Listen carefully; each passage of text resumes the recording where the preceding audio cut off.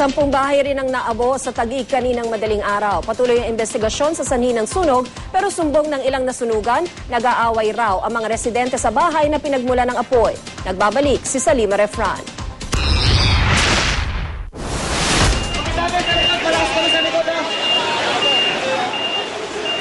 Nagangalit pa ang apoy sa mga bahay na ito sa Captain Shano Street, Ibayo, Tepas, Taguig City nang maabutan ng GMA News mag-aalas 3 sa madaling araw.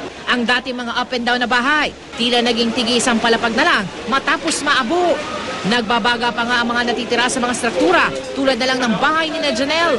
Bago raw ang sunog, may nag-aaway raw sa kapitbahay na isang Alvin Bonifacio na sinasabing pinagmula ng apoy. Kung natatakot po ako, ang ingay po, tapos ang lakas po ng kalabog ng mga gamit na binabato, mga appliances na po yata binabato, tapos siguro po may kandila, tapos yun po, baka doon po nagsimula.